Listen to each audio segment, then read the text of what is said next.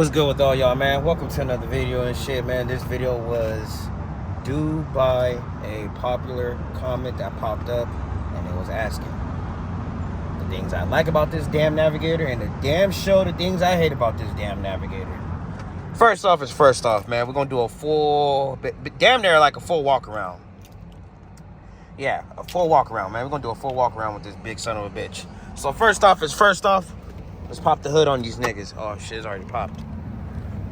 Oh, yeah. Dude, it's already about to get dark already, but fuck it. I'm still out here getting in, and I'm still out here putting that grind in, baby. Still out here putting that grind in. Yes, sir. This thing is looking fucking good. Come on now.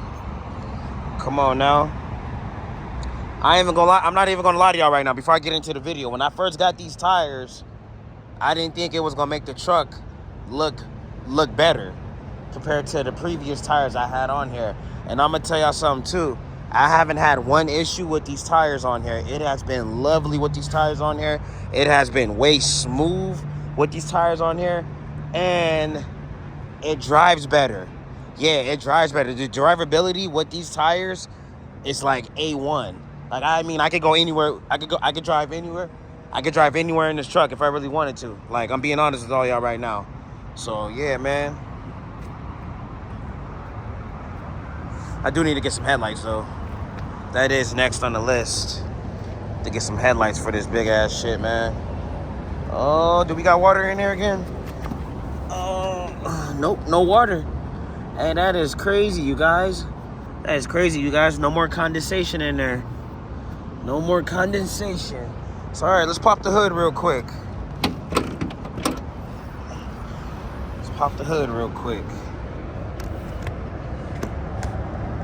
Set that up.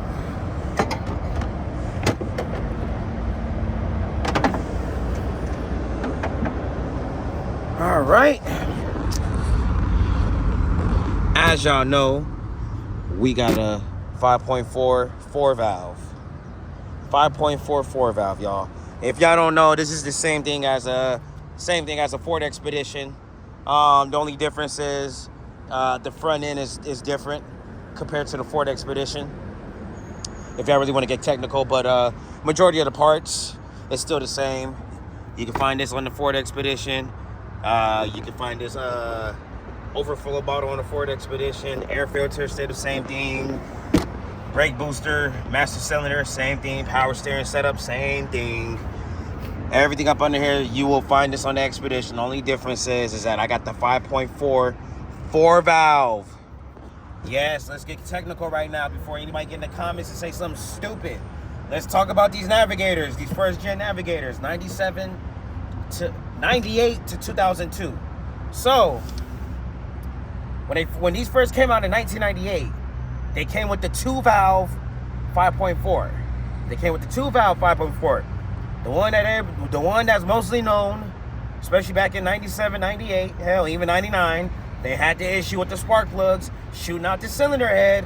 Let's get technical right now. Yes, 97, if you had a F-150 or you had a first-gen Expedition, and even when the Navigators barely came out, back in 98, 97, 98, you got that 2-valve 5.4, and I know damn sure you had those spark plugs coming out that damn cylinder head, shooting out like no damn tomorrow. Straight up. And then for the 1999 model, from 99 to 02, they dumped the 4-valve 5.4, which is this right here. This is a good motor, by the way. Probably like one of the best motors that Ford has came out with. If you look at the 5.0 Coyote that's out right now, and you look at this, it's kind of the same similarities. So that's one thing I do really love about this truck, is that I got the 4-valve 5.4, so I don't really got to worry about spark plugs like that. Even though eventually I'm gonna have to change out these spark plugs. I got 200. Yeah, eventually I'm gonna have to do it. But one thing I don't have to worry about on this truck is the spark plugs shooting out the head. Now, one downfall I hate about these damn Navigators, and I hate about these damn Expeditions, and hell, even the F-150s from 97 to 02.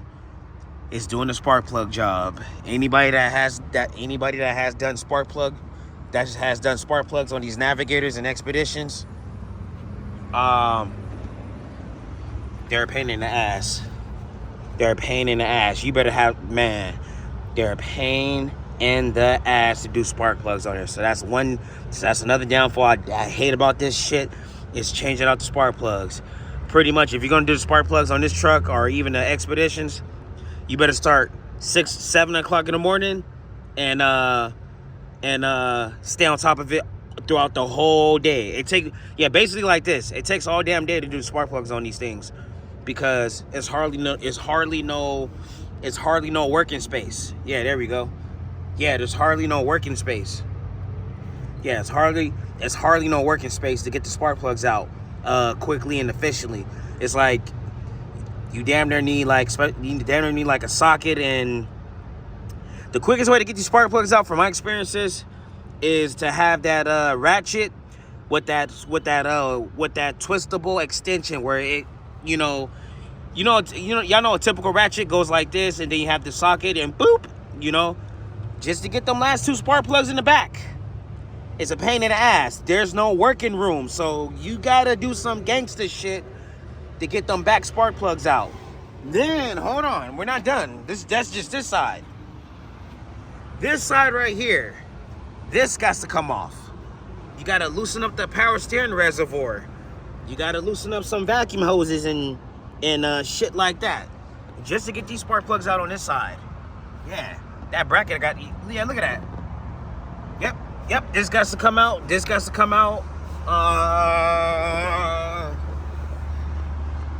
Fuck. Yeah, I'm gonna have a fun day doing the spark plugs on this big son bitch, man. I'm gonna have to wiggle through all the vacuum hoses and the vacuum lines and all that shit right there. Just to get these spark plugs out on this side. This side is actually more harder compared to the passenger side. Y'all, the passenger side is a little bit more easier compared to this side. This side usually takes the longest, and this side is usually and mostly a pain in the ass. Some people say the driver's side is more easier. My experience is this side, straight up, that's how much of a pain in the ass on the driver's side to get these spark plugs out. But overall, y'all, besides all the headache and everything, these are good trucks, man. They're pretty reasonable to work with. Another thing I love, how easy it is to get access to the serpentine belt and all the accessories and everything. Yeah, I love it. I love it, y'all. Straight up, I love it, how it's easy access. I give you guys a rating to work on this truck yourself. My rating for it is 8.5 out of 10. 8.5. It is a bit complicated. You do gotta have patience. And one thing I learned messing with these Ford trucks is that you gotta have common sense.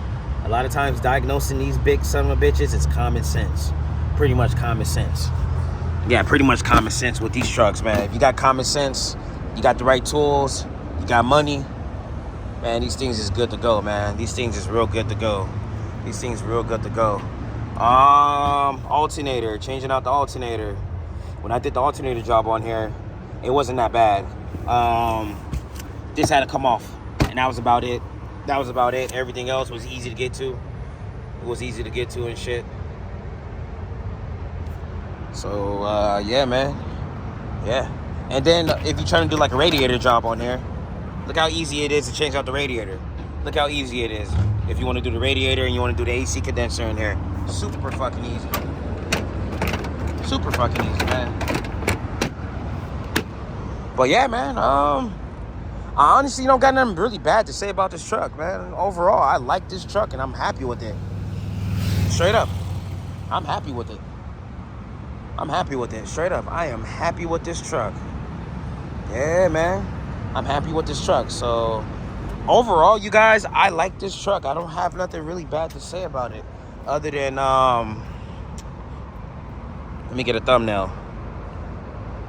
Other than gas, other than dealing with gas and shit, you know what I mean? You know what I mean? The transmission is good on here. I got the I got the E40D, which is known as today as the 4R100. It is a good transmission, bulletproof. I haven't had no issues with the transmission. I keep up the maintenance on this truck, you guys. So that's probably why I really don't have nothing too crazy to say about this truck in a negative ways, because I keep up the maintenance with this truck. Yeah, I do all the maintenance, fluid changes. I replace parts when they go bad. I take care of it. I take care of this thing. You know, at the end of the goddamn day, I need this truck on the road. I need this truck for my kids, and I'm gonna do everything necessary to keep this truck going. Yeah, to keep this truck going, straight up. Straight up. I really don't have nothing bad to say about this truck, you guys, man. If it was really that bad, I would have never bought this truck, and I would have never been messing with these Fords in the first place, like I've been doing for like over a freaking decade and shit. I can't even rethink how long I've been messing with these Ford trucks and shit. And it's pretty much all I drive is anything Ford based, truck or SUV. That's pretty much everything. That's pretty much all I drive. Like I'm being straight up with all you guys right now. It's pretty much all I drive. I don't drive nothing else. Honestly, I don't drive nothing else. All right, let's go up in here. Yeah, I really want my honest, what I like and dislike and shit. Okay, let's talk about it.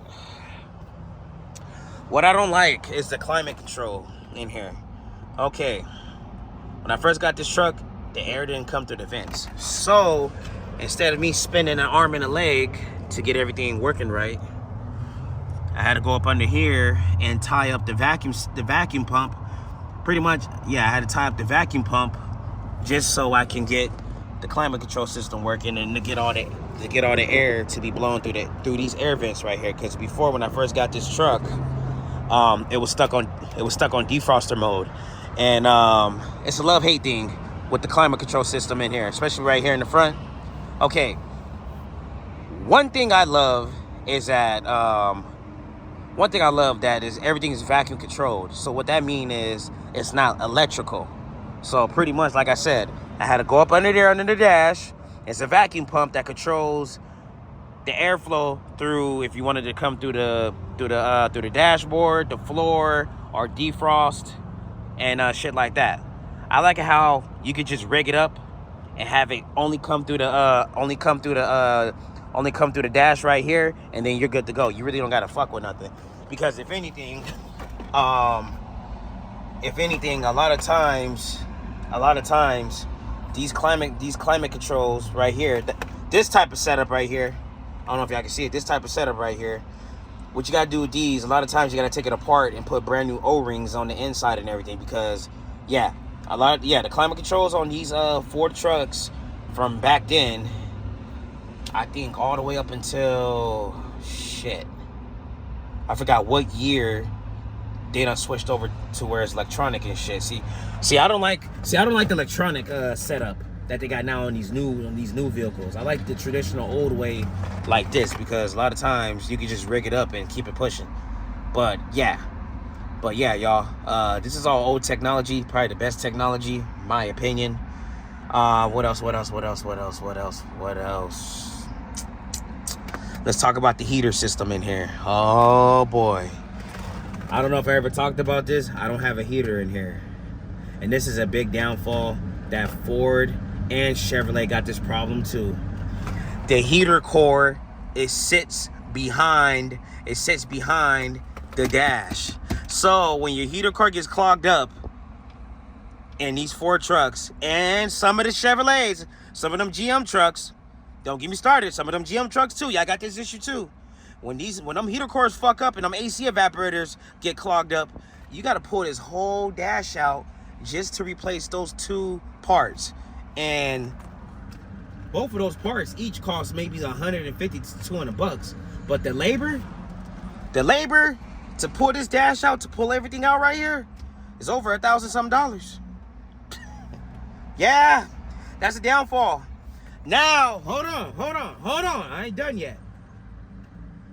The GMT 400 chassis, their heater cores you can easily go up under the dash and access everything right there. That's on the GMT 400 chassis. All my GMT 400 chassis owners, tap the fucking in the comment section. Y'all know what I'm talking about. Y'all don't gotta pull the dash out to get to the heater core. It's like, I believe it's under the fucking dash. Yeah, it's literally under the dash. But these, you gotta pull the dash out, y'all, just to replace the heater core and the AC evaporator. A lot of times when you replace the heater core on these things, you might as well go ahead and put a brand new AC evaporator in there. That way you ain't gotta fuck with it ever again and shit. Have I thought about fixing the heater in there? Yeah. Do I plan to actually do it? Maybe. We're gonna see what's up in December and everything, and I may just get the heater fixed in here. If you really think about it, with this market right now for brand new trucks and SUVs, it's actually worth keeping maybe a 2000 something Navigator or a 2000 something Chevrolet Tahoe or Silverado. You know what I mean? It's actually worth it with this market for trucks and SUVs, because the prices are still insane right now for Ford trucks and SUVs and GM trucks and SUVs, man. Yeah, the prices are insane. 50 to 60,000. Shit. Used, you might get one for like 40-something thousand. Yeah, tell me about it. So that's why I haven't got rid of my Navi, and that's why I continue to have fun with my truck, do the maintenance on it, upgrade, you know, keep fucking with my music in here, all that good stuff. Because the market right now, if you ain't paying cash, the market right now, if you want to finance and go through a bank, it's still up there. It's still high up there. Nothing hasn't changed this shit. Nothing hasn't changed this shit. Another thing I dislike, and I think I talked about it already. Man. I got chocolates on. Is the gas. This truck, you guys, takes 24 gallons to fill it up.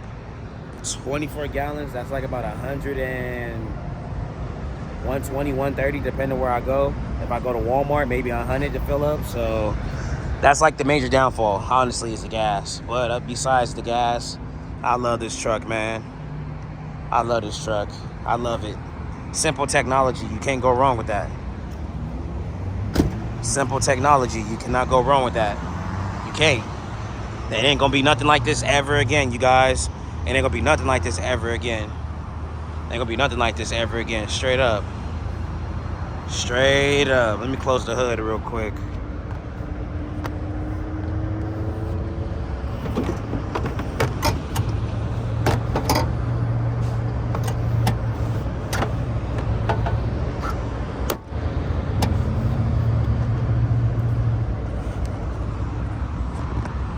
All right, there we go.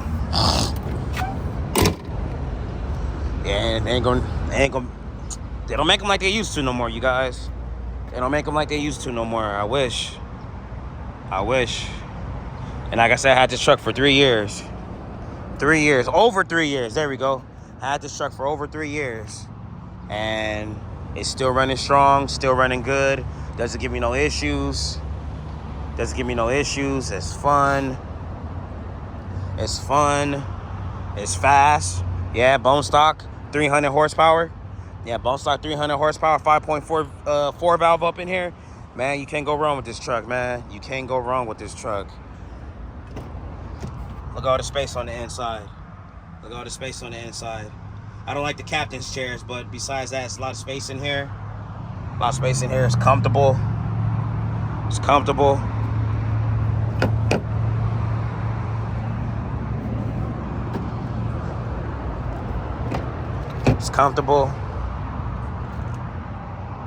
Kids love it.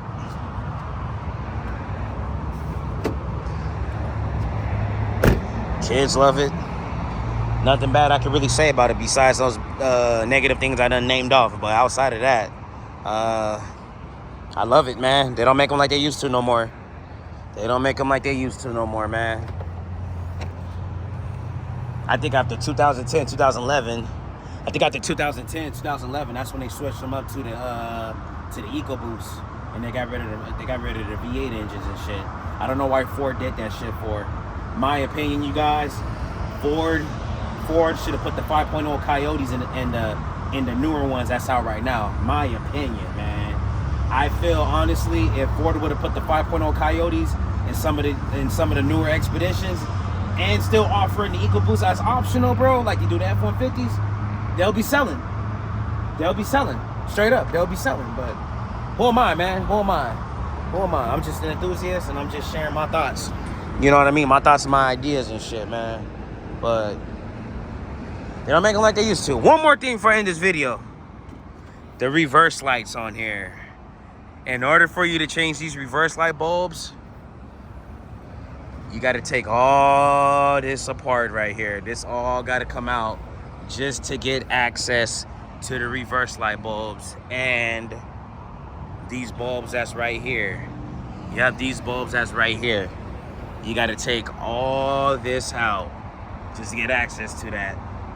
Yeah, I know dealerships back in the day was fucking making bank off of getting people for changing out their bulbs right here. Straight up, I know they was. I know they was, man. I know they was. Yeah, man. Y'all stay tuned. I'll see you guys on the next video. Y'all leave a like, leave a comment, leave a share, drop that subscribe, and turn on notifications to all notifications. I'll see you guys on the next video. West Side, Long Beach, California, baby. Let's get it.